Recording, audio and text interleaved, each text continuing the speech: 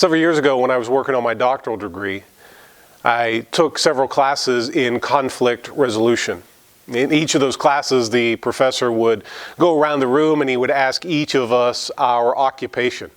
It came to me and I would respond by saying, well, I'm a pastor of a church. And I learned after the first couple classes that the next response was eventually going to come, either from the professor or someone else in the class. In that conflict resolution class, they would always say something very similar to this. Well, it's a good thing that you're taking this class. Because the image that Christians portray to the world around us is that we are people that are quarreling and fighting and in constant conflict. And it's interesting that that's the exact opposite way of what Jesus wanted the world to know about us as believers. We talked the first day when we were talking about sandpaper people is that we are to love them. Jesus said, love one another even as I have loved you. And because we don't, we fight and we quarrel with one another. Paul picked up that theme in Romans chapter 12, beginning in verse 18. He says, if possible, so far as it depends on you, be at peace with all men.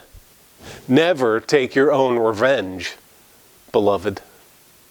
Here, Paul is saying, as much as it depends on you, be at peace with all people. Even the roughest, most abrasive, most anger-producing sandpaper person in your life, you know what Paul would command you to do? As far as it depends on you, live at peace with that person. Never take your own revenge, beloved. What about the person that always just seems to get under my skin? As far as it depends on you, live at peace.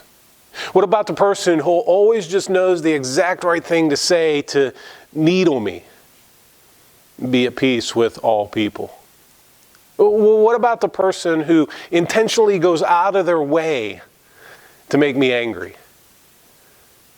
As far as it depends on you, live at peace with all people. Never take your own revenge.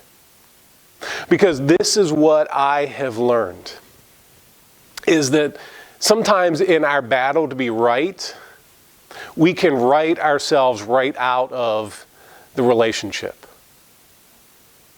And God does not ask us to battle to be right. He says to battle for peace. Don't declare war, but wage peace.